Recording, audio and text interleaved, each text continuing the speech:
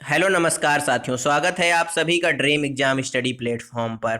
साथियों, आज हम इस वीडियो में देखेंगे सी टेट जुलाई 2023 की दृष्टि से साथियों 1000 प्लस क्वेश्चंस की सीरीज की क्लास नंबर 2। साथियों, इस क्लास में हम क्वेश्चन नंबर 31 से क्वेश्चन नंबर 60 तक देखने वाले हैं। ये क्वेश्चन साथियों PYQ आधारित क्वेश्चन है। इस क्लास में साथियों जो दिसंबर 2022 में सीटेट का एग्जाम हुआ है उसके भी PYQ सम्मिलित किए गए हैं। तो साथियों, वीडियो को शुरू करने से पहले आपसे एक निवेदन है कि यदि आप हमारे चैनल ड्रीम एग्जाम स्टडी पर नए हैं तो चैनल को कर लीजिए सब्सक्राइब और साथ में बनी बेल आइकन जरूर दबा लीजिए ताकि जब भी हम अगला वीडियो अपलोड करें आप तक नोटिफिकेशन सबसे पहले पहुंच जाए। चलिए साथियों, वीडियो को शुरू करते हैं। साथियों, क्वेश्चन नंबर 31, पियाजे के अनुसार मूर्त संक्रियात्मक अवस्था में बच्चे तर्कपूर्ण ढंग से सोच पाते हैं पर उन्हें डॉट डॉट में कठिनाई होती है। साथियों, बात करें पियाजे की तो इन्होंने किस चीज का सिद्धांत दिया है? इन्होंने संज्ञानात्मक विकास का सिद्धांत दिया। किसका साथियों? संज्ञानात्मक विकास का सिद्धांत दिया। और इन्होंने अपने संज्ञानात्मक विकास की कितनी अवस्थाएं बताई हैं? तो 4 अवस्थाएं बताई हैं। इनके सिद्धांत को साथियों अवस्था का सिद्धांत भी कहा जाता है। साथियों, इन्होंने पहली अवस्था जो बताई है वह है कौन सी? संवेदी गामक अवस्था। दूसरी है साथियों पूर्व संक्रियात्मक अवस्था। तीसरी है साथियों मूर्त संक्रियात्मक अवस्था और चौथी अवस्था है औपचारिक संक्रियात्मक अवस्था। साथियों, मूर्त संक्रियात्मक अवस्था में से आपसे क्वेश्चन पूछा गया है। क्या पूछा गया है? पियाजे के अनुसार मूर्त संक्रियात्मक अवस्था में बच्चे तर्कपूर्ण ढंग से सोच पाते हैं पर उन्हें किसमें कठिनाई होती है? प्रतीकात्मक प्रतिनिधित्व में, संरक्षण के कार्य में, परिकल्पित निगमनात्मक तर्क में या क्रमबद्धता के कार्य में। बताइए साथियों, किस चीज में मूर्त संक्रियात्मक अवस्था में बच्चे को कठिनाई महसूस होती है? तो साथियों, बच्चे के अंदर आगमनात्मक तर्कणा तो आ जाती है परंतु साथियों निगमनात्मक तर्क बालक आगमनात्मक तर्क आ जाता है परंतु निगमनात्मक तर्क नहीं आता। अर्थात ऑप्शन सी क्या होगा इस क्वेश्चन का? राइट आंसर हो जाएगा परिकल्पित निगमनात्मक तर्क बच्चे में नहीं होता, यानी इसको लेकर बच्चे में क्या होती है साथियों? कठिनाई होती है। आगे देखते हैं साथियों, क्वेश्चन नंबर 32, कोहल वर्ग के अनुसार बच्चे किस अवस्था में नियमों को निश्चित और निरपेक्ष मानते हैं?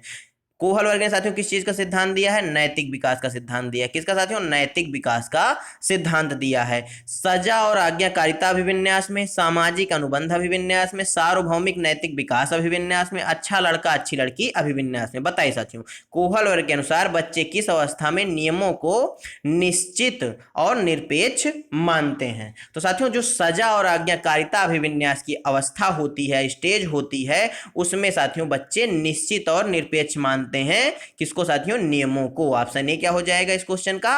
राइट आंसर हो जाएगा। क्वेश्चन नंबर 33 देखते हैं, निम्न में से किसे सामाजिक रचनावादी सैद्धांतिक के रूप में भी जाना जाता है? यानी साथियों कौन से ऐसे मनोवैज्ञानिक हैं जिन्हें सामाजिक रचनावादी सैद्धांतिक मनोवैज्ञानिक के रूप में जाना जाता है? VF Skinner, Lawrence Kohlberg, JP Guilford या लियो वाइगोत्स्की। बताइए। बात करें साथियों VF स्किनर की तो इन्होंने किस चीज का सिद्धांत दिया साथियों? इन्होंने क्रिया प्रसूत अनुबंधन का सिद्धांत दिया है। यानी साथियों इन्होंने अधिगम का सिद्धांत दिया है जिसका क्या नाम है? क्रिया प्रसूत अनुबंधन सिद्धांत।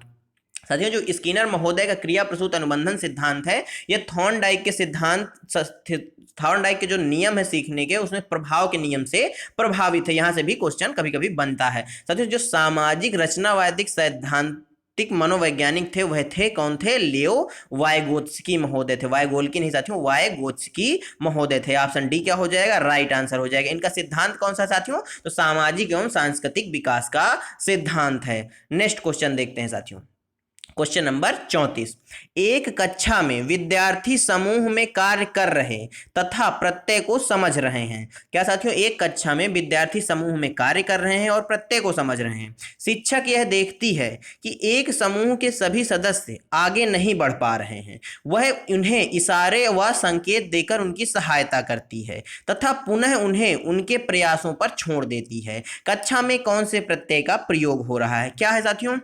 एक कक्षा है, विद्यार्थी अलग अलग समूहों में क्या कर रहे हैं? कार्य कर रहे हैं। तो साथियों क्या होता है? बीच में वो एक समूह में बच्चे जो हैं बीच में अटक जाते हैं उस कार्य को करते करते। उस समय शिक्षिका क्या करती है साथियों? एक शिक्षक या शिक्षिका क्या करती हैं? वहां पर जाके उनको कुछ संकेत या इशारे देती हैं जिसके बाद वह अपने जो है कार्य में आगे बढ़ने लगते हैं बच्चे।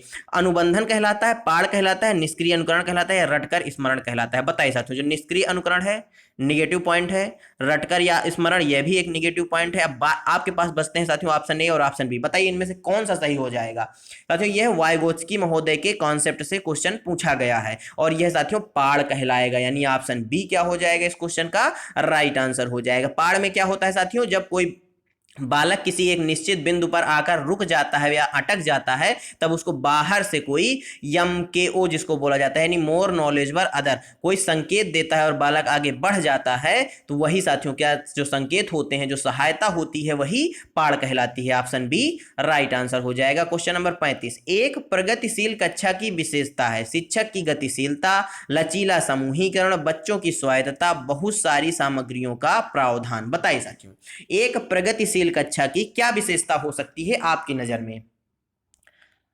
तो साथियों एक जो प्रगतिशील कक्षा होगी उसमें शिक्षक की गतिशीलता भी होगी, लचीला समूहीकरण भी होगा, बच्चों की स्वायत्तता भी होगी और बहुत सारी सामग्रियों का प्रावधान भी होगा। यानी ऑप्शन ए बी, ऑप्शन पहला दूसरा तीसरा और चौथा, यानी ऑप्शन डी बिल्कुल सही हो जाएगा। Option D correct answer. Question number 36, कौन सी बुद्धि में शामिल है बिंबों का कुशलता पूर्वक संचालन करने की क्षमता, आलेख के कौशल और तर्क, उनका जिनके दो से अधिक विमितियां हैं। साथियों कौन सी बुद्धि में शामिल है कि बिंबों की कुशलता पूर्वक संचालन करने की क्षमता है और आलेख के कौशल और तर्क उनका जिनके दो से अधिक विमितियां हैं। साथियों तर्क गणितीय बुद्धिमत्ता में, शारीरिक गति संवेदनात्मक बुद्धि में, अंतर्वैयक्तिक बुद्धि में या स्थानिक बुद्धि में। बताइए साथियों कौन सी बुद्धि में ये चीजें शामिल हैं। साथियों जो स्थानिक बुद्धि होती है उसमें साथियों बिंबों का कुशलतापूर्वक संचालन किया जा सकता है और आलेख के कौशल और तर्क उनका जिनके दो विमितियां होती हैं, ये सारी चीजें स्थानिक बुद्धि में पाई जाती हैं। ऑप्शन डी क्या हो जाएगा इस क्वेश्चन का एकदम राइट आंसर हो जाएगा। क्वेश्चन नंबर 37 देखते हैं, भाषा व सोच का विकास एक दूसरे से स्वतंत्र होता है, सामाजिक सांस्कृतिक संदर्भ से स्वतंत्र होता है, एक दूसरे से परस्पर जुड़ा है क्योंकि दोनों एक दूसरे को असंख्य रूप से प्रभावित करते हैं, केवल आनुवांशिकता से प्रभावित होता है ना कि पर्यावरणीय कारकों से। बताइए भाषा व सोच का विकास के संबंध में कौन सा कथन सही है। क्या एक दूसरे से स्वतंत्र होते हैं, तो बिल्कुल नहीं। सामाजिक सांस्कृतिक संदर्भ में भी स्वतंत्र होते हैं, तो ऐसा भी नहीं है। एक दूसरे साथियों परस्पर जुड़ा है क्योंकि दोनों एक दूसरे को असंख्य रूप से प्रभावित करते हैं, ये बात बिल्कुल सही है, यानी ऑप्शन सी क्या हो जाएगा राइट आंसर हो जाएगा। साथियों केवल शब्द आया है, ये तो वैसे भी एलिमिनेट हो जाएगा। अगला क्वेश्चन, क्वेश्चन नंबर 38, यह संभावित है कि एक बच्ची जो अपने माता पिता को गैर अनुरूपवादी जेंडर व्यवहार करते हुए देखती है, यह संभावित है कि एक बच्ची जो अपने माता पिता को गैर अनुरूपवादी जेंडर व्यवहार करते हुए देखती है, उसके अंदर क्या चीज आएगा साथियों, जेंडर रूढ़िवादिता का वह पालन करेगी, पारंपरिक जेंडर भूमिकाओं पर सवाल उठाएगी, जेंडर निरंतरता का पालन करेगी, जेंडर पूर्वाग्रह से ग्रसित होगी। बताइए साथियों उस बच्ची के अंदर क्या आ जाएगा।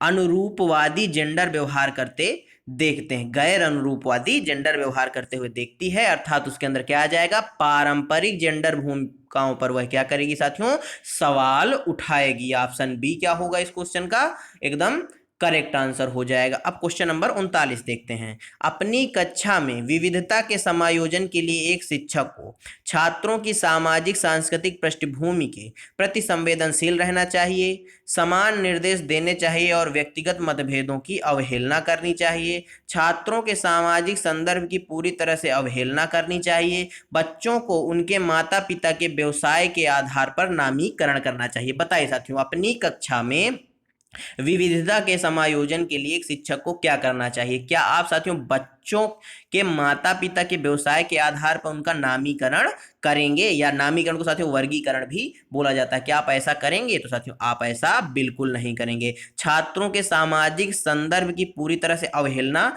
ये भी आप अवहेलना नहीं करेंगे। समान निर्देश देने चाहिए और व्यक्तिगत मतभेदों, आप व्यक्तिगत मतभेदों या व्यक्तिगत विभिन्नताओं की अवहेलना नहीं कर सकते।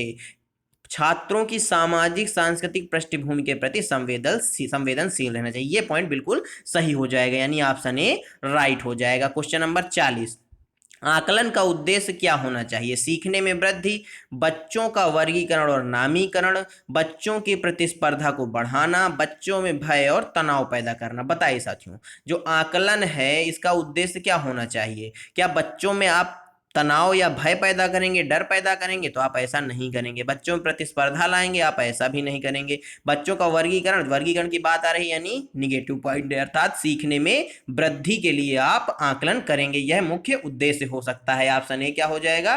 राइट आंसर हो जाएगा। क्वेश्चन नंबर 41 देखते हैं। समावेशी स्कूल की रचना में क्या शामिल है? नामीकरण व दोषारोपण को अपनाना, पूर्वाग्रह व पक्षपात पर सवाल उठाना, वर्गीकरण व पृथक्कीकरण का पुष्टिकरण, पाठचर्या व शिक्षा शास्त्र को सख्त व मानकीकृत बनाना। बताइए साथियों, एक समावेशी स्कूल की रचना में क्या शामिल हो सकता है? क्या शामिल है? तो साथियों, जो समावेशी कक्षा होगी, क्या उसमें आप किसी पर दोषारोपण करेंगे या बच्चों का नामीकरण करेंगे, या वर्गीकरण करेंगे, या पृथक्कीकरण का पुष्टिकरण करेंगे, या फिर पाठचर्या या शिक्षा शास्त्र को सख्त बना देंगे या मानकीकृत बना देंगे? आप ऐसा ये तीनों चीज नहीं करेंगे, बल्कि आप क्या करेंगे? पूर्वाग्रह व पक्षपात पर क्या करेंगे? सवाल उठाएंगे, यानी ऑप्शन बी क्या हो जाएगा? राइट आंसर हो जाएगा। आप कहेंगे किसी के साथ भी पक्षपात नहीं होना चाहिए, सबको क्या है? बराबर शिक्षा का अधिकार है। आगे देखते हैं, निम्न में से कौन सी हस्तक्षेप रणनीति सामाजिक तौर पर वाचित समूह से आने वाले साथियों वाचित नहीं, यहां पर मिस टाइपिंग है, वंचित समूह से आने वाले बच्चों में समावेशन में मदद करेगी? यानी साथियों, निम्न में से कौन सी हस्तक्षेप रणनीति है जो सामाजिक तौर पर वंचित समूह से आने वाले बच्चों के समावेशन में मदद करेगी? सभी बच्चों की बात को धैर्यपूर्वक सुनना, बच्चों का योग्यता के आधार पर स्पष्ट पृथक्कीकरण, बच्चों की उपस्थिति पर सख्त निगरानी व अनुपस्थित बच्चों को कड़ी शारीरिक सजा, स्कूल के वार्षिक दिवस व अन्य उत्सवों में केवल उच्च उपलब्धि वाले बच्चों की भागीदारी। बताइए, कौन सी ऐसी रणनीति है जो साथियों सामाजिक तौर पर वंचित बालकों को के समावेशन में मदद करेगी? क्या साथियों आप उच्च उपलब्धि वाले बालकों को बुलाएंगे तो इससे जो है सामाजिक तौर पर जो वंचित बालक हैं उनमें क्या उनका समावेशन हो पाएगा? तो बिल्कुल नहीं हो पाएगा। बच्चों की उपस्थिति पर सख्त निगरानी व अनुपस्थित बच्चों की कड़ी शारीरिक सजा, शारीरिक सजा की तो बात आई, यानी यह निगेटिव पॉइंट है। साथियों, बच्चों का योग्यता के आधार पर स्पष्ट अलग कर देंगे, यानी पृथक्कीकरण कर देंगे, तो आप ऐसा भी नहीं करेंगे। सभी बच्चों की बात को धैर्यपूर्वक सुनना, यानी ऑप्शन ए क्या हो जाएगा? इस क्वेश्चन का राइट आंसर हो जाएगा। क्वेश्चन नंबर 43 देखते हैं, लेखन कार्य में शब्दों की चूक, धीमी नकल की गति व लिखने में अन्य चुनौतियां किसकी विशिष्ट पहचान है? लेखन वैकल्य की, गुणज वैकल्य की, स्वलीन क्रम विकार की, या प्रतिभाशाली विद्यार्थी की? बताइए, लेखन कार्य में साथियों शब्दों की चूक हो रही है, धीमी यानी जो छाप नकल करने की गति, यानी जो बोर्ड में लिखा है उसको लिखने की जो गति है वह धीमी है, और अन्य चुनौतियां आ रही हैं। तो ये किस प्रकार का वैकल्य है, किस प्रकार की साथियों समस्या है? तो यह साथियों लेखन वैकल्य है, लिखने से संबंधित, अर्थात लेखन वैकल्य। ऑप्शन ए क्या हो जाएगा? राइट आंसर हो जाएगा। गुणज वैकल्य साथियों यानी डिसकैलकुलिया, यानी एक गणित से संबंधित विकार है। स्वयं पर लीन यानी स्वलीन विकार, प्रतिभाशाली विद्यार्थियों को आप सभी जानते ही हैं, जिनकी बुद्धि लब्धि उच्च लेवल की होती है। क्वेश्चन नंबर 44 साथियों, आरव ब्लैक बोर्ड के बहुत नजदीक बैठने पर जोर देता है और पढ़ते समय किताब को अपनी आंखों के बहुत पास रखता है। ऐसी स्थिति में एक शिक्षक को क्या करना चाहिए? मान लीजिए साथियों, आपकी कक्षा में एक विद्यार्थी है आरव, वह ब्लैक बोर्ड के नजदीक एकदम बैठने पर क्या करता है? जोर देता है, और जब भी किताबें पढ़ता है एकदम आंखों के नजदीक लाकर पढ़ता है। तो आप ऐसी स्थिति में क्या करेंगे? आरव को इस व्यवहार पर कड़ी सजा देंगे? तो आप सजा नहीं देंगे। आरव की आंखों की जांच के लिए पेशेवर विशेषज्ञ की सलाह लेनी चाहिए। बेकार अंक वाले रिपोर्ट कार्ड को उसके माता पिता के पास भेज देना चाहिए? ऐसा भी आप नहीं करेंगे। आरव को दृष्टिबाधित विद्यार्थियों के लिए विशिष्ट स्कूल में भेज देना चाहिए? क्या ऐसा करेंगे आप? साथियों, समावेशी जो शिक्षा है वो आपको ऑप्शन 4 की इजाजत नहीं देती, बल्कि आप साथियों क्या करेंगे? आरओ की आंखों की जांच के लिए पेशेवर विशेषज्ञ से सलाह लेनी चाहिए, यानी ऑप्शन बी क्या होगा इस क्वेश्चन का? एकदम राइट आंसर हो जाएगा। क्वेश्चन नंबर 45, मौलिकता, सोच में प्रवाह व लचीलापन किसकी प्रमुख विशिष्ट पहचान है? स्वालीनता की, सृजनात्मकता की, भाषा वैकल्य की, या ध्यान न्यूनता, अति क्रियाशीलता विकार की? बताइए साथियों। जो मौलिकता है, सोच में प्रवाह है, वह लचीलापन है, किसकी प्रमुख विशिष्ट पहचान है? तो साथियों यह सृजनात्मकता की विशिष्ट पहचान है। ऑप्शन बी क्या हो जाएगा? राइट आंसर हो जाएगा। क्वेश्चन नंबर 46, प्रभावशाली अधिगम के लिए शिक्षिकाओं को अपने विद्यार्थियों में किन कौशलों का विकास करना चाहिए? समालोचनात्मक सोच, सृजनात्मकता, समस्या समाधान, कैसे सीखते हैं यह सीखना। बताइए, एक प्रभावशाली अधिगम के लिए शिक्षिकाओं को अपने विद्यार्थियों में किन कौशलों का विकास करना चाहिए?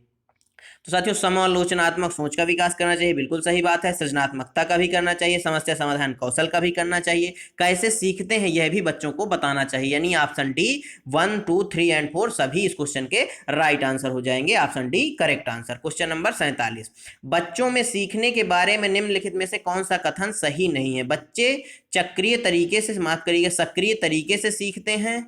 यहाँ पर मिस टाइपिंग है, यहाँ पर सक्रिय है साथियों। बच्चे रैखिक तरीके से सीखते हैं, बच्चे अपनी गलतियों और त्रुटियों से सीखते हैं, बच्चे तब सीखते हैं जब वे सक्रिय संबंध बनाने में सक्षम होते हैं। बताइए साथियों, बच्चों में सीखने के संबंध में कौन सा कथन है जो सही नहीं है?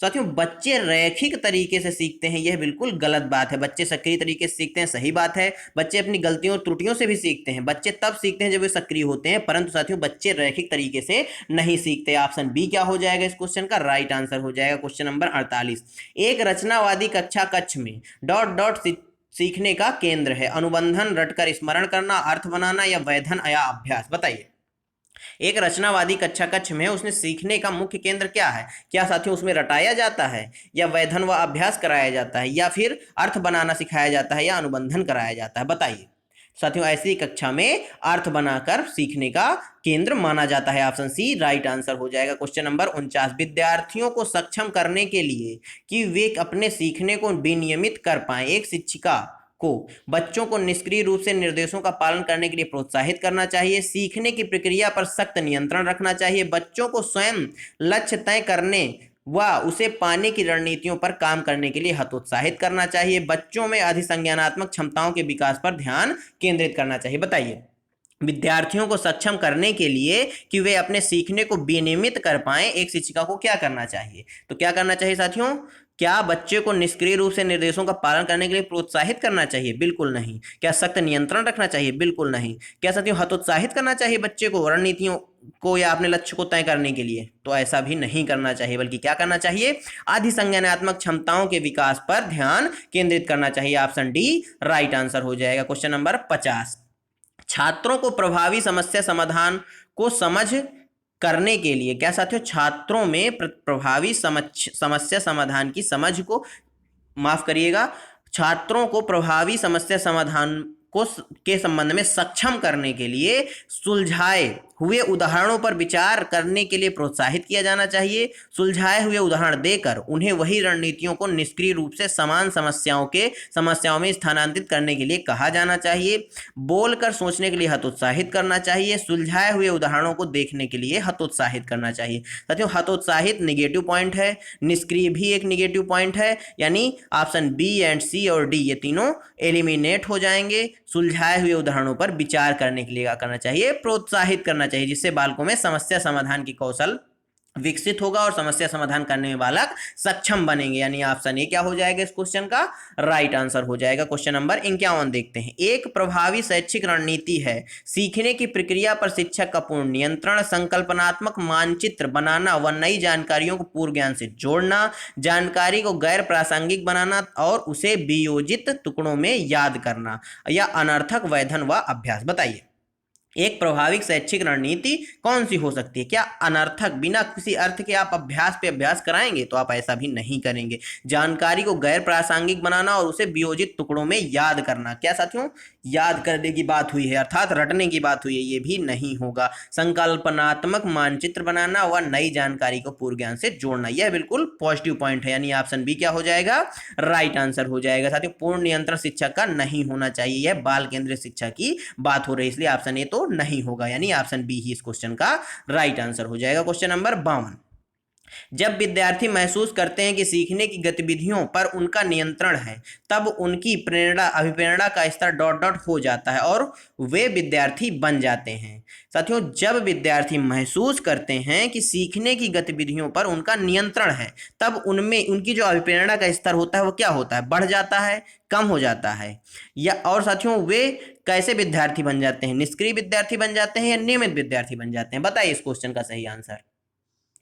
तो साथियों, ऐसी स्थिति में जो बच्चों का अभिप्रेरणा स्तर होता है वह बढ़ जाता है, और जब अभिप्रेरणा बढ़ जाएगी तो बच्चे स्वनियमित हो जाएंगे, यानी ऑप्शन ए क्या हो जाएगा, राइट आंसर हो जाएगा। क्वेश्चन नंबर 53, निम्नलिखित में से कौन सी भावना सार्थक सीखने की प्रक्रिया में बाधा डालती है? चिंता, उत्साह, खुशी या गर्व? बताइए साथियों, निम्नलिखित में से कौन सी भावना है जो सार्थक सीखने की प्रक्रिया में क्या करेगी, बाधा उत्पन्न करेगी? क्या करेगी साथियों, बाधा उत्पन्न करेगी।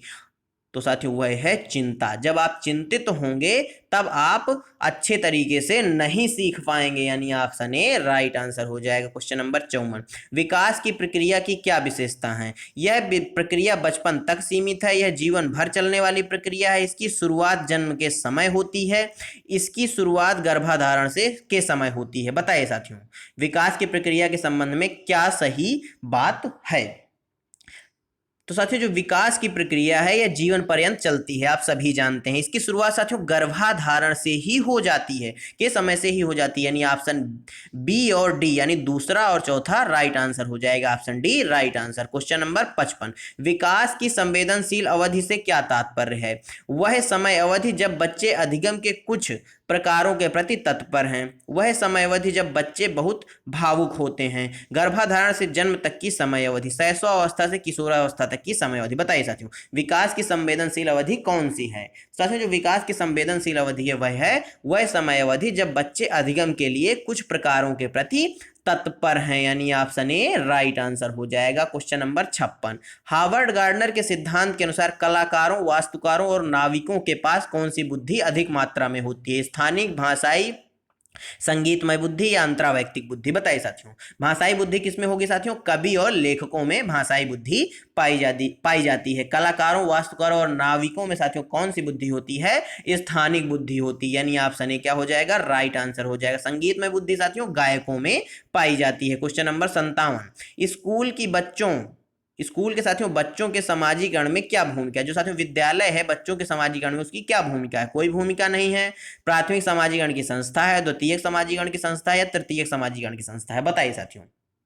साथियों, जो विद्यालय है यह द्वितीयक समाजीकरण की संस्था है, यानी ऑप्शन बी इस क्वेश्चन वो ऑप्शन सी इस क्वेश्चन का राइट आंसर हो जाएगा। प्राथमिक समाजीकरण की संस्था कौन सी है साथियों? तो परिवार जो है प्राथमिक समाजीकरण की संस्था है। क्वेश्चन नंबर 58, संक्रियाओं पर संक्रियाएं करने के कौशल किस चरण में विकसित होते हैं? संवेदी चालक, पूर्व संक्रियात्मक, मूर्त संक्रियात्मक या अमूर्त संक्रियात्मक? बताइए साथियों, संक्रियाओं पर संक्रियाएं करने का जो कौशल है वह किस चरण में विकसित होता है? ये चारों अवस्थाएं किसने बताई साथियों? पियाजे ने बताई है। किस सिद्धांत में? संज्ञानात्मक विकास के सिद्धांत में। साथियों, ये जो है अमूर्त संक्रियात्मक अवस्था में, यानी संक्रियाओं पर संक्रियाएं, यूं कहें जो अमूर्त सवाल होते हैं, क्वेश्चंस होते हैं, क्वेश्चंस पर क्वेश्चन करने की जो क्षमता है वह अमूर्त संक्रियात्मक अवस्था में बच्चे में आती है। ऑप्शन डी क्या हो जाएगा, राइट आंसर हो जाएगा। साथियों, वस्तु स्थायित्व गुण किस अवस्था में बच्चे में आता है? तो संवेदी चालक अवस्था में वस्तु स्थायित्व गुण बच्चे में पाया जाता है। क्वेश्चन नंबर 59 देखते हैं, पियाजे के अनुसार बच्चे कैसे सीखते हैं? निष्क्रिय नकल के माध्यम से, सक्रिय अन्वेषण द्वारा, अनुकूलन के माध्यम से, पुरस्कार व दंड द्वारा? बताइए, जीन पियाजे के अनुसार बच्चे कैसे सीखते हैं? तो जीन पियाजे के अनुसार बच्चे सक्रिय अन्वेषण द्वारा सीखते हैं, और पियाजे बच्चों को नन्हे वैज्ञानिक के नाम से भी बोलते हैं, यानी ऑप्शन बी क्या हो जाएगा इस क्वेश्चन का राइट आंसर हो जाएगा। अन्वेषण मतलब साथियों खोज करना। बच्चे जो है नन्हे वैज्ञानिक होते हैं, यह कथन पियाजे का है। क्वेश्चन नंबर 60, निम्न में से पाढ़ का उदाहरण कौन सा है? बारंबार अभ्यास, नकारात्मक पुनर्वलन, उद्दीपक, प्रतिक्रिया का अनुबंधन, आधा हल किया हुआ उदाहरण देना। बताइए पाढ़ साथियों, पाढ़ के बारे में किसने बताया? लेव वाइगोत्स्की महोदय ने बताया। और पाढ़ इसमें साथियों कौन सा उदाहरण है? तो आधा हल किया हुआ उदाहरण देना क्या है? पाढ़ कहलाता है, यानी संकेत देना पाढ़ कहलाता है। ऑप्शन डी क्या हो जाएगा, राइट आंसर हो जाएगा। साथियों धन्यवाद आप सभी का हमारे साथ जुड़े रहने के लिए। साथियों आज का वीडियो आपको कैसा लगा हमें कमेंट बॉक्स में जरूर बताइएगा। साथियों यदि आप चैनल पर नए हैं तो चैनल को कर लीजिए सब्सक्राइब, वीडियो कर दीजिए लाइक और हाँ साथियों अपने दोस्तों के साथ शेयर जरूर करिएगा। साथियों ये आज 31 से लेकर 60 तक हम क्वेश्चन कर चुके हैं। कल की क्लास में साथियों हम 61 से 90 तक क्वेश्चन करने वाले हैं। साथियों जो 1000 प्रश्नों की सीरीज है यदि आप इसको पूरा कंप्लीट कर लेते हैं तो आपके 28 से 30 नंबर सीडीपी में आने से कोई नहीं रोक सकता। धन्यवाद साथियों, मिलते हैं आपसे अगले वीडियो में, तब तक के लिए जय हिंद जय भारत। अपना और अपनों का ख्याल रखिए, सभी का सम्मान करिए। धन्यवाद साथियों।